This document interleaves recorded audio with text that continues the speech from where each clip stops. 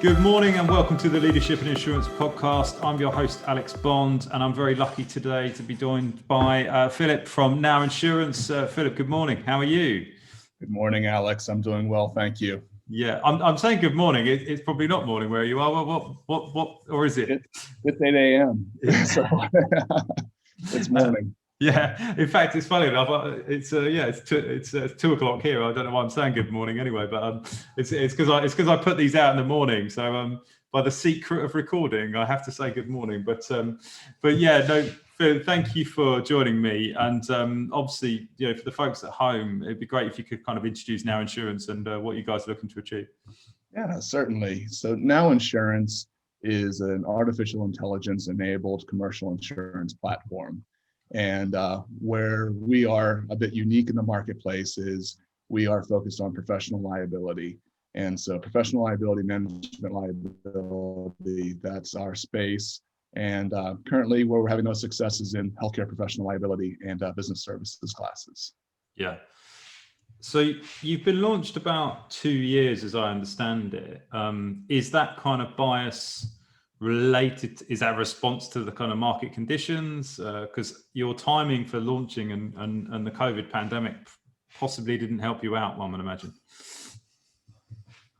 No, and actually, the company's been in development for 2 years. We did actually launch in March of 2020. So Just as the first wave of the pandemic was hitting the shores in the US, that's when we launched our company. And I'm grateful actually for that opportunity. Not grateful for the pandemic, of course, but cool. It was a true test of our kind of business plan. And so selling directly to the consumer during a shelter-in-place economy was a challenge and also an opportunity. So, and that is why also we focused on the medical professional liability classes, nurses, nurse practitioners, nurse staffing agencies, home healthcare agencies, the industries that were relevant during a pandemic. And we saw a lot of success there.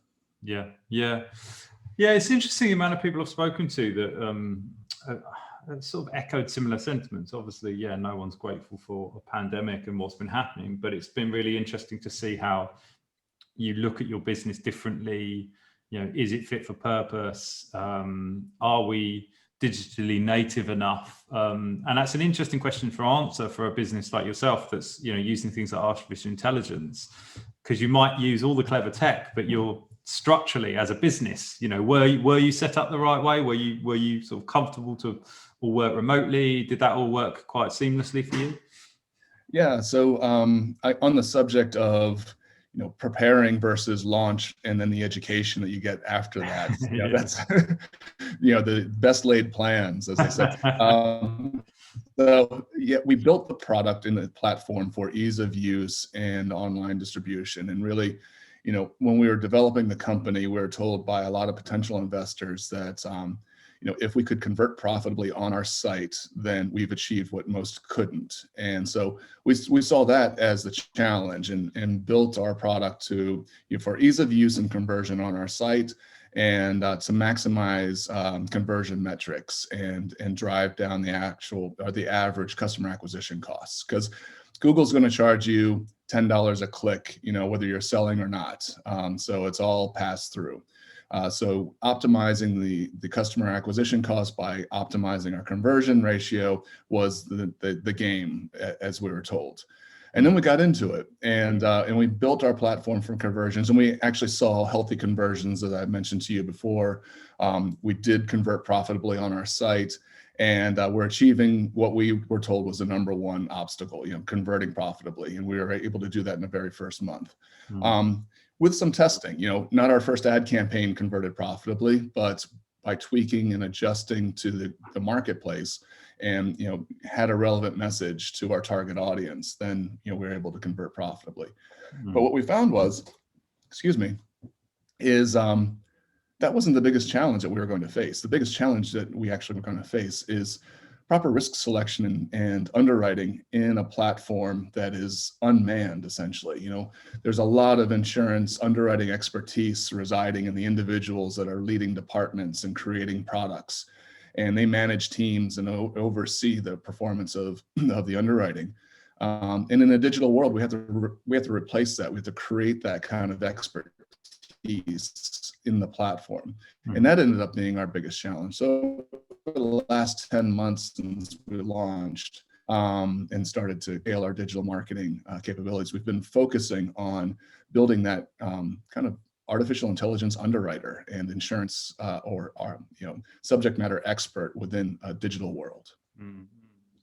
How does, in very layman's terms, how is that done? How do you go about that? So have you still got underwriters, or are you trying to replace them completely digitally? What's the kind of nuts and bolts of it? Sure, yeah. So we do have underwriters, and what they kind of fill three roles actually within the organization.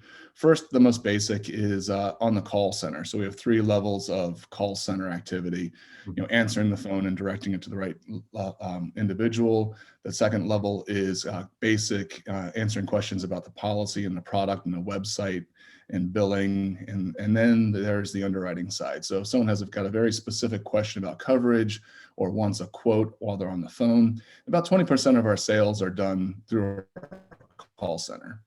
And because we built a mobile friendly site to create ease of access to the applications on our site, and what it did is it really created an ease of access for people to call us because they're on their mobile phones, and so they just call rather than do the app.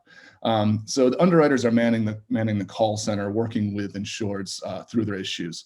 But then also the underwriters are quality control and are the subject matter experts behind the machine, teaching the machine, working with the programmers and the software engineers to develop the products and enhance the products. So they're our quality control and our lead product experts. And then ultimately, they're also responsible for carrier relationships and managing our capacity and making sure that the results match our carriers' expectations.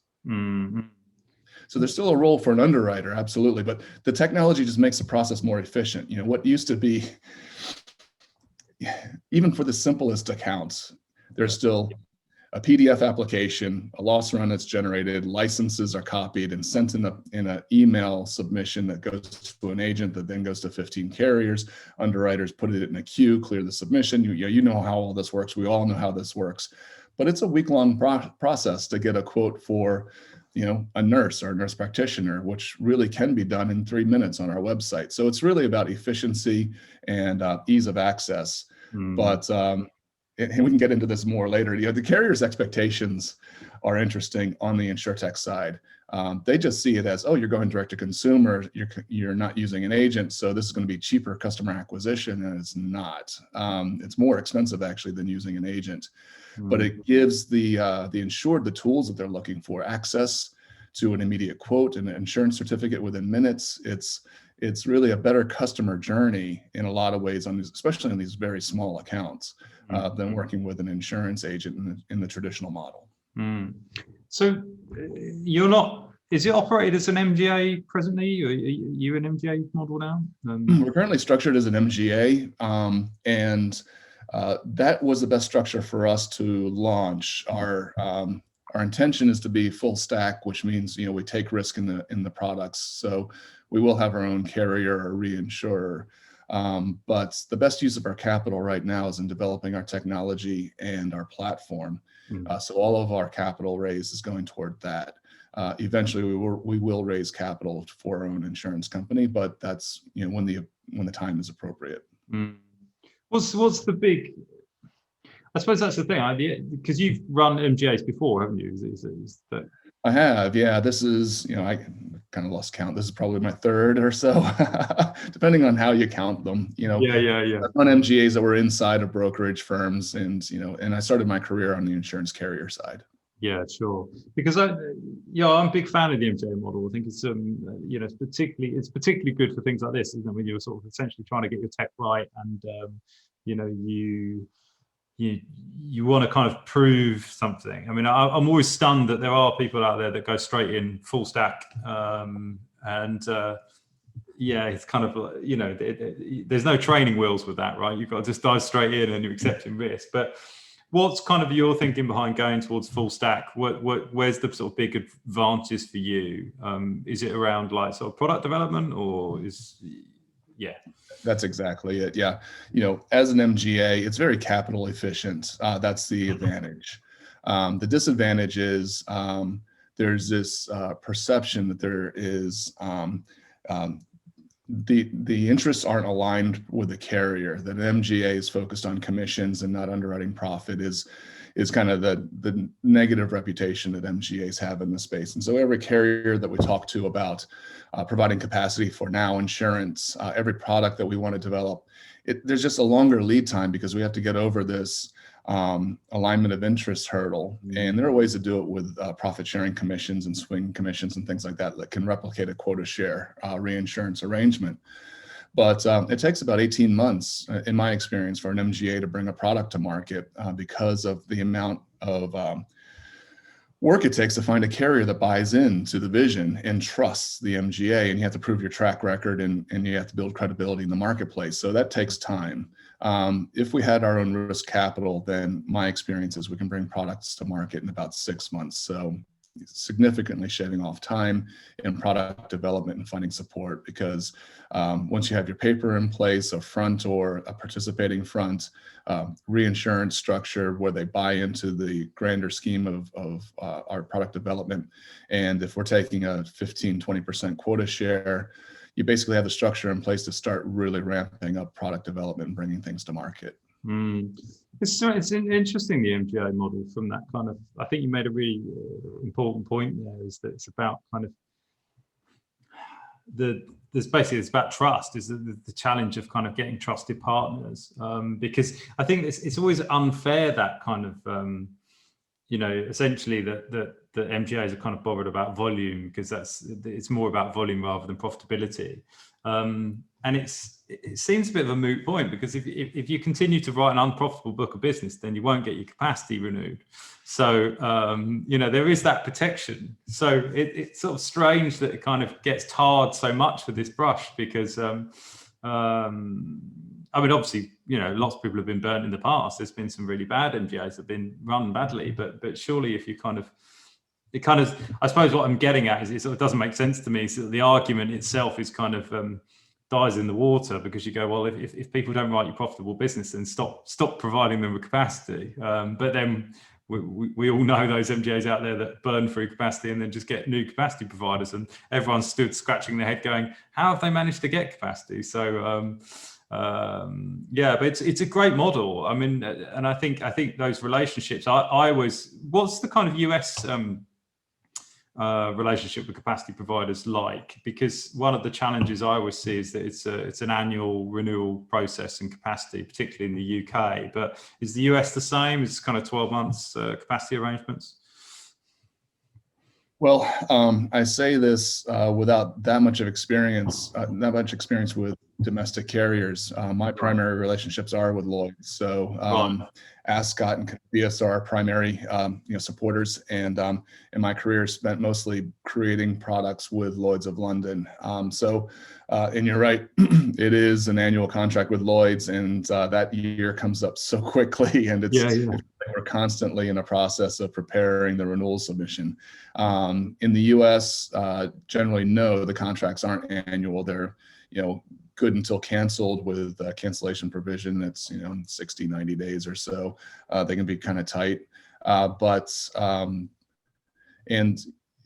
it's the first couple of years, there's a lot of oversight and monitoring with the domestic carriers. And then after a few years, you kind of go on autopilot and you only hear from them if there's a problem. And I think there are a lot of advantages to that. It definitely allows you to kind of focus on the front side of the office, the product distribution and the performance of the underwriting, and not so much creating a submission every year, which I said comes up often. And if you have more than one contract, more than one product, you just really get out of that renewal cycle.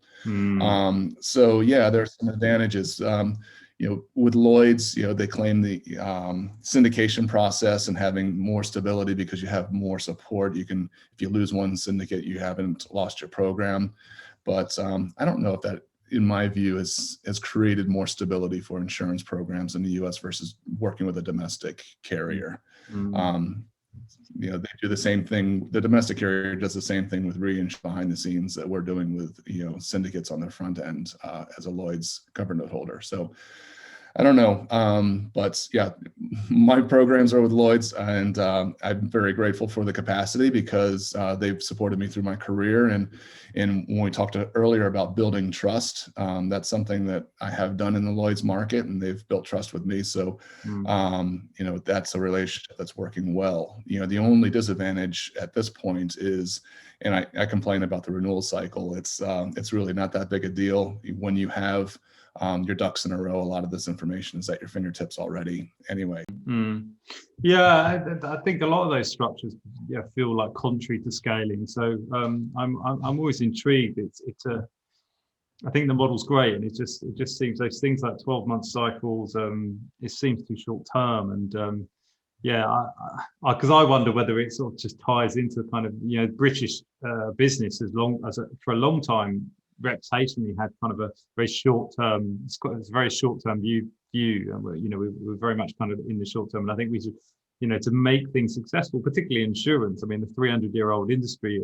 It's surprising that we don't have kind of a more long term view with things like MGA relationships and. It's unusual. I mean, I was going to ask you about like now insurance. Obviously you're sort of very much a sort of tech-enabled insurance proposition, but very much a traditional insurance offering in many respects. Do you think commercial insurance has got a bit of a bad reputation, particularly in that kind of SME, smaller commercial insurance relationship that some of your clients are kind of involved in? I haven't heard any reputational kind of issues around small to middle market business. Actually, I've heard the opposite over the course of my career. One Lloyd's syndicate leader once said to me that the smallest fish are the sweetest. And so he loved the small kind of cottage industry, small accounts. The feeling was they're less of a litigation target. And so on one side, running small business, you have a lot of limits exposed per revenue unit. So that could be a criticism. I've heard that before. Also, they don't have the risk management in place that a larger account does. But for the most part, what we've seen is that smaller accounts do perform better than larger accounts in the commercial insurance market. I think primarily because the large accounts have so much competition around them. The number of carriers that are willing to try different underwriting approaches just to try to make that risk fit into their model or their risk appetite, whether it's getting aggressive on loss rating, discounting losses, ignoring bad loss years, ignore the high and ignore the low. There are all kinds of tricks that you can do to try to make it look like a better account than it is. And because they want to get that $3 million on the books. And getting back to kind of MGA's reputations in the industry and burning through markets. I think for every bad MGA I've seen in the marketplace, I've seen a bad underwriting shop on the commercial insurance side as well, or two. Underwriters at their desk are still trying to make numbers, trying to make their bonuses, trying to get the top line growth that an MGA is also interested in. And so, on the commercial insurance side, I think on larger accounts, you do see more creative underwriting. So that kind of brings me to kind of talk about insurance's reputation with the kind of end consumer. So if this SME, if these SME clients are such sweet berries, as it were, why do you think it just feels like there's a gap between what we're providing as an industry to those SME clients and their expectations. And I think some of it's been proved to be fair, particularly in the UK. We've had some problems with, BI cover, particularly. Do you think we've got a bit of a job there to do as an industry to the end consumer, the small business owner? certainly on the business interruption side, it's been a tough year. Yeah, of course. Kind of ignoring the high and ignoring the low in the lost year, putting on my creative underwriting hat, then, do we treat a pandemic year as a 1 in 100 year event, or is this something that's going to happen more frequently? That's something for the industry to decide. As far as kind of the opportunities in the small to middle market space and the unique needs of a small account versus how the commercial insurance industry is addressing those needs. For me, from my perspective, it's really an issue of efficiency. Larger brokerage accounts, I've heard stories. I have not worked in a large multinational agency, but there's a certain threshold of revenue they're expected to achieve per account, or you don't get credit for it in your projections or budgets or compensation. So just say $20,000 is the threshold on a large agency. So small accounts aren't paying $20,000 in premium. It's definitely not generating $20,000 in revenue for the agent. So that then kicks that account opportunity down to middle market, regional, or local agents. And so they're the ones focused on the small accounts. And then on the carrier side, again, it's a matter of efficiency. You can spend 3 hours working on a $2 million account, rating it and getting it through your underwriting process. Or you can spend 20 minutes on a $1,000 account. Well, I think most underwriters would rather spend that 3 hours on the larger accounts, even though the odds of winning it are much less. And the margins may be just as good if you have $3 million worth of those small accounts, maybe just as good or if not better. But it's an efficiency game. How you still have to issue a policy, you still have to clear it in the system. A lot of the work required for a small account exists on the large accounts as well, and so it's really difficult to squeeze the efficiency out of the process to make those small accounts profitable on the underwriting side from an expense ratio perspective. But then, on an underwriting results from the underwriting results perspective, it's worth it. That's our position. And so we're building the efficiencies into the front end to generate the underwriting results on the back end that we want to achieve with these smaller accounts. Yeah, I mean, it makes perfect sense, and it sort of leads into your model perfectly. How did you go about approaching? You're not a tech guy, so how did you go about kind of approaching building a sort of really heavily tech-enabled business? What's the kind of starting point? Is it part of your founding team? How did you make that work? Yeah, it has been an interesting and really fun journey, very rewarding as well. As I mentioned, our first goal and focus was on digital marketing conversion ratios and customer acquisition costs versus the lifetime value of the account. And so the tech savvy component that we needed there was an experienced digital marketing manager. And so I partnered early on with a gentleman who has 20 years experience in the fintech industry, distributing products online and through traditional kind of avenues as well, including direct response television, mailers in the old school mail, as well as Google ads and things like that. So that was kind of where I needed to complement my experience on the insurance side with somebody else with a different set of experience or tools and expertise. So once we established the digital marketing capabilities and campaigns and saw the results there, the next challenge was, of course, on the tech side, how we're going to differentiate ourselves from everyone else who's selling commercial insurance online. And we have heavy competition with the online agencies as well. So the people who have got a portal that APIs into commercial insurers, rating engines, and provide comparative quotes. Our model is much different from that, but we still have to compete with those platforms. Yeah. So how do we differentiate? And it was really leaning into my insurance experience with, having done a few online portals for specific use. So for a state association or a specific product in a very regional focus, I have done online products in the past. and saw that the number one issue was adverse selection. And I just saw recently in the news, one analyst was questioning, Root, which went public this past year, some of their underwriting results and challenges. And, I can relate to every one of the issues identified in essentially Root's growing pains, if they exist. This is one person's opinion that I read. But they said that adverse selection seems to be impacting, Root's underwriting, efforts. And so the challenge with a web portal is it's available to everybody, anyone. You can go to Now Insurance's website from Iceland or India and apply for insurance.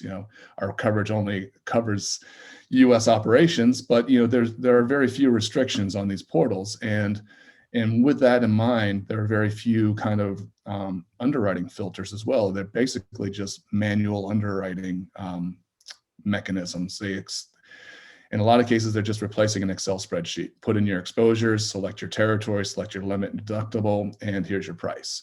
Yep. And so the challenge is going to be keeping the accounts that can't get coverage elsewhere, they can't get coverage through the traditional model from going online and buying from you. And whether it's Roots or Now Insurance or any of the other competitors in this space, whether it's personal lines or commercial lines, what we have to do is prevent that shopper who has no other options from finding us as an opportunity to get insurance with the least, resistance, the fewest underwriting screens. So adverse selection is the biggest challenge, I think, for the industry. And also there was a report recently. Sorry if I'm getting too insurance geeky, but there's a report recently done by McKinsey that tracked the kind of performance metrics of top performing commercial insurers in the U.S. And they basically asked the question, to be a top performer, where are your efficiencies? Where are you outperforming the market? Is it on customer acquisition or is it underwriting? And what they found is underwriting results far outweigh efficiencies on customer acquisition when it comes to top performers. Mm-hmm. Top performers outperform their competition by, I think it was something like almost 40% on their loss ratio. Yeah. Wow. Yes. But on the customer acquisition side, if they are better, they're only 10% better on customer acquisition costs.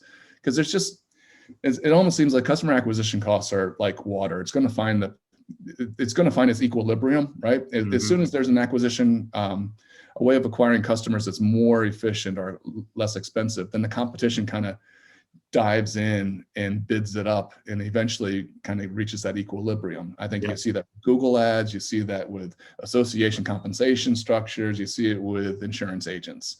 And so it's really hard to be more efficient on the customer acquisition side because it's such an efficient market there.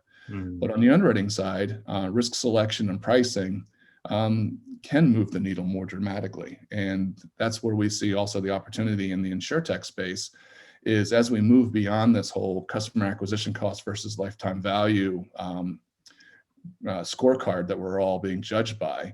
It really comes down to risk selection and pricing at the end of the day for stability. As you said, we're going to lose our capacity if we can't generate the results. As an MGA or as a carrier, we'll lose our, if you're a carrier or an agent or an MGA, if you can't deliver the underwriting results, you're going to lose your capacity.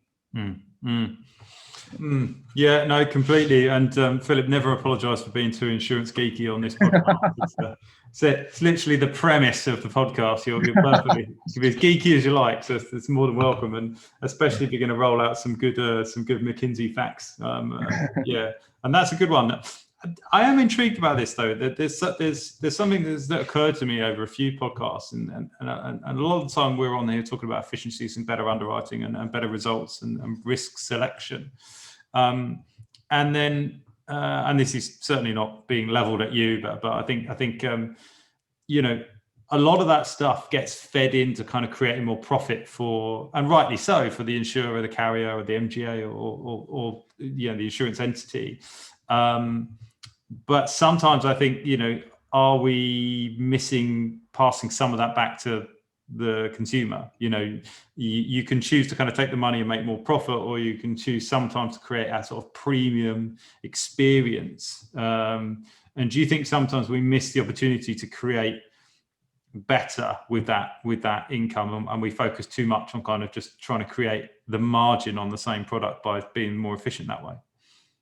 I think absolutely the industry misses that opportunity, especially on the commercial insurance side of the space. It's seen, I think, by carriers to be a kind of an impersonal relationship, where on the personal line side, the auto carriers, the homeowners carriers, they know that word of mouth reputation can make you or break you. And on the commercial insurance side, where no carrier has more than a 5% market share, it's very fragmented, and it's business to business. And so I feel like they don't put much effort into the customer experience there. They're really more interested in wooing the agent than creating a better experience for the insured. And on the profitability side, assuming that technology does improve loss results, is that an opportunity then to invest in the customer relationship? We believe so. That's where we're investing. But also, we have the hard market, soft market cycles that also impact us. So every carrier, I think, in the back of their mind when they're making money, thinks that they have to sock that away for a rainy day, because you have to build your war chest for the soft market cycle. And so we build our balance sheets, and then we lose our balance sheets in the soft market. And so that's the investment that carriers seem to be making, is investing in your balance sheet so that you can have the war chest required to weather a soft market cycle, weather the next disaster, be around to play again is the name of the game. And so how much is available out of that war chest to improve the customer relationship and experience? And so that's where the efficiencies also come in, and that creates that bit of extra margin, and also a more efficient process is I think it will be appreciated by the consumer. Faster time, response times to questions or changes to the policy, faster response times to get a quote or bind coverage. But then also, we can invest more in risk management and data services, where we might be able to provide, the consumer what we see in the way of their risk profile. In the health insurance industry or healthcare industry, insuring healthcare providers, what we're seeing right now is really a kind of a distressing market cycle, in the sense that the pandemic has affected healthcare as well, and that elective, office visits and elective procedures have been put on the shelf, and they're focusing on the urgent care of COVID. And so revenues are down 20 to 40%, depending on the industry and which cycle you're in. But we're also in a hard market, which means premiums and rates are going up. So there's kind of a perfect storm of losing a lot of business in 12 months, but also seeing your insurance rates go up dramatically.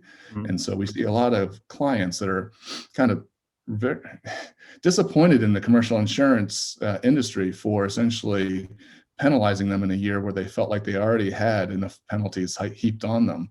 And so, there's definitely an opportunity for us to invest in the customer experience, and maybe showing them why their risk profile warrants a rate increase when their exposures are down.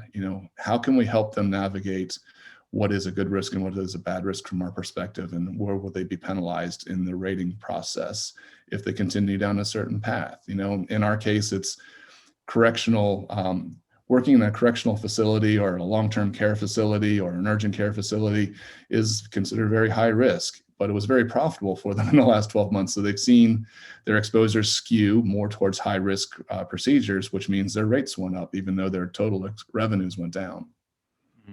I think that's it. I think, we've got this information that we don't share proactively. Something that I became conscious of. I was doing a podcast with some guys in LS Direct, and we were talking about exactly this issue. And I said that the disadvantage my insurers have is I've never had to claim. So because I've never had to claim, they've had no interaction with me other than to charge me money once a year on a renewal or to change. And so therefore my relationship with them is completely transactional. But I said, there's no rule book that says it has to be that way. There's no rule book that says, oh, Mr. Insurer, when you insure me for professional indemnity cover, you can't, share information with me that adds value. I'm not saying how much I might interact or not, but it seems like a bad model to be like essentially charge me once a year, then disappear, never speak to me again. And that's why, I'm never going to stick as a consumer, because it's just a transaction, and therefore my cover theoretically is kind of irrelevant as to who holds it. So I think if we can not just kind of create the touch points that we know exist to be better, but create new touch points and create, valued information sharing or kind of, risk added services. But that I am aware that those things cost money. So I think it's about making the businesses as efficient as possible. So, there's a lot of use of AI and technology to create the process being more efficient. But yeah, taking some of that saving and probably investing in touch points, because then, if you get a customer for life, that is very profitable, as we know, because the acquisition is the cost. But yeah, I personally, I see that, and I just think it's such a missed opportunity. So it's interesting to hear you going down that. Is that because if you decided to kind of, are you starting from the consumer and then working back? Has that been the model? Because it seems to me, because you're taking very specialist kind of areas that you're focusing on. Yeah, it's we definitely focused on the consumer when we launched, and once that was kind of working over on the side and doing its thing as expected, when I say its thing, the generating traffic to the site, generating engagement with our site, and ultimately applications and bind orders. Once that was working and meeting expectations, we turned, and I don't think I completely answered your question earlier about, as a non-tech person, how did I actually get into the tech business, or how did I find success in technology? And it started with just one kind of anchor software engineer who then grew a team around him, someone who got what we were doing at an early stage. And I just challenged him with, it'll probably be too expensive, and maybe technology doesn't exist, but can we do this? And I can't give it away because we're applying for patents in some of these areas. So, fair enough. No, fine. But I was spitballing ideas with a software engineering team, and that's how a lot of this got traction. So going back to your question now about essentially, is it customer focused that we apply the technology to, or how are we kind of seeing the customer journey and addressing that with both our technology and the insurance products? And it's kind of a barbell distribution, heavily weighted on the consumer experience on the front end. But then we just know from my experience in the team that also can see, the obstacles that are going to be in our way if we want to go, or when we go from, just throwing some examples out, 2 million in annual premium to 50 million in annualized premium. And we want to do that over the next 2 years. What are the obstacles? What tools will we need to get there? And investing on that side. So that's really kind of carrier facing, reinsurance relationship facing, and integrating that into the customer experience, so that when we do add the tools, the filters, the artificial intelligence rating components, that it doesn't adversely affect the consumer experience, that they don't, basically it just improves. That's the challenge, improving the customer experience while also bringing the insurance required filters and tools. That's our challenge, and we feel like we have a solution there.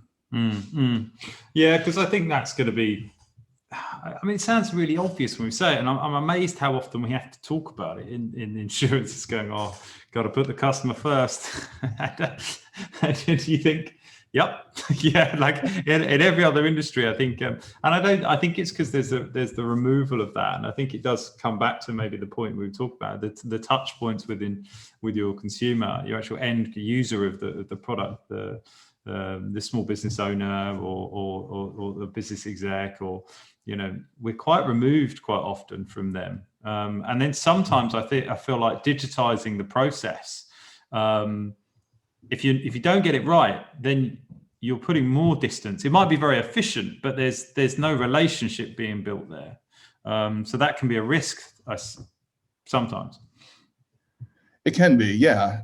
Technology definitely creates distance between individuals, and can be cold and impersonal. But also it can be quite engaging, how long can we step away from our smartphones before we feel very kind of naked and vulnerable? So we are tied to technology for, the things that are important to us, the immediate gratification and touch points that we need to be able to communicate with people, and stay in touch with, whether it's news cycles or our email or text or social media.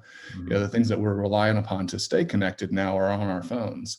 So, and rely on a technology platform. So in our case, I think, and getting back to just what's been a theme for the last few questions, is how do you create that customer engagement that's relevant to the customer? It's easy for us on the insurance side to say, oh, what if we created a risk management program? Wouldn't customers really appreciate that? But what I've seen in my career is when the insurance company provides risk management, you get the insured's attention for, a couple hours, and then they go back to doing what they were doing before, and it's hard for an insurance carrier to ingrain, risk management in an organization in just a one-day seminar. And so what really moves the needle for the insured? What kind of information will they value? How do you stay engaged and relevant beyond just that insurance purchase that happens once a year? That's the challenge for the industry. We have a lot of ideas, but we don't know how valuable it's going to be to the insured at the end of the day until we try it. The expectations are so low on the insured side. It's hard to get really good feedback from them. Like, what do you want from us besides insurance? They're like, insurance is fine. We're I really don't want any more text messages or emails from you guys. I'm good. Yeah. Or one thing, cheaper insurance and the same cover. And but that's precisely the problem, isn't it? And I think, obviously completely different industries, but certainly on my side, what I do for a living, I provide, recruitment services, and there's been this big challenge about, if you're only popping up and saying, oh, we can solve your recruitment problems, and then you disappear again and you're not seen again. It's like, right, how do you continuously add value on the chain? And I think insurance is like every industry, and I think the interconnectedness we've got now allows you to do much more. What's to say, and this is where this embedded insurance is probably such a hot topic, is that, what's to make it kind of insurance have to be so isolated as to just offer that, or just play in that space. There's nothing stopping the insurance industry involving itself in, because it's so intrinsically involved anyway. But yeah, it's definitely a creative challenge, I think, for insurance companies, is to sort of say, how do we engage in a way that consumers actually want us there? Otherwise we're just trying to engage with them on things, as you say, that they just don't want us there for. Where's the balance between asking the consumer as well, and then telling them, and the oft-used Henry Ford quote of, if I ask people what they want, they say a faster horse. And, I suppose, is that one of the advantages of being a very digitally native insurance business? Can you make decisions and changes quite quickly? Is that one of the key changes? Yes, absolutely. We saw this when we launched the company back in March last year. We originally targeted massage therapists, personal trainers, and the health and wellness industry. Right. And those industries sadly were decimated by shelter in place, and so we had to quickly pivot. And that pivot only took us 24, 36 hours to contemplate, evaluate, and implement. Wow. And we saw results immediately. Versus if we're in a traditional insurance model, relying on 2,000 agents across the U.S., it would take months to articulate that change in risk appetite and to see the results in the submission flow and bound accounts. So yeah, absolutely. Being data-driven and kind of web-based allows us to pivot and be more responsive to the economy and conditions than it would in a traditional model.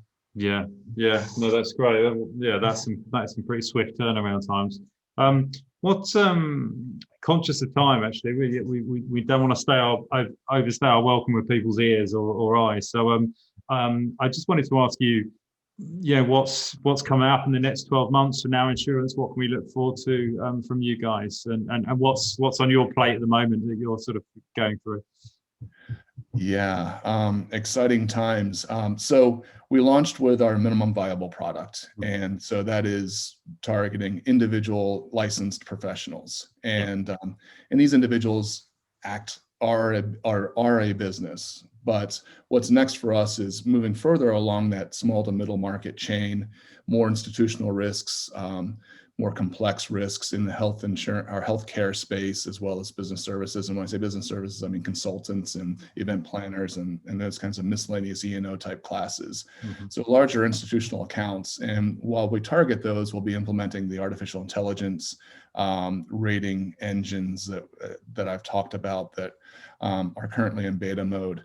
And then expanding more into management liability products, D&O, EPLI, and then also expanding broader into professional liability space as well. So we want to own that professional liability space, while a lot of our competitors that are kind of GL commercial lines focused say they can write professional liability. We all know that the most successful professional liability platforms in kind of traditional insurance speak have been specialists, and we will be the online specialist for professional liability and management liability products. Nice. That is a very good statement of intent to end on, I think. So I'll do that then. No, Philip, thank you so much for being a guest. I really appreciate it. Where's the best place to get in contact with you if anyone's got any questions or want to reach out? Because I know are you in the midst of raising a Series A as well at the moment? Is that We are. We just started the process. We have a lot of initial interest in our Series A. It's, like I said, it's an exciting time, both on the carrier side and on the investor side. Anyone who wants to reach me, probably best through LinkedIn, Now Insurance, Philip Cabaud, or you can go to our website. There's a contact us section. All that correspondence is monitored, and the notes will get to me if you're trying to reach me. Super. Philip, thank you so much for being a guest. Really appreciate it. My pleasure, Alex. Thank you. Thank you.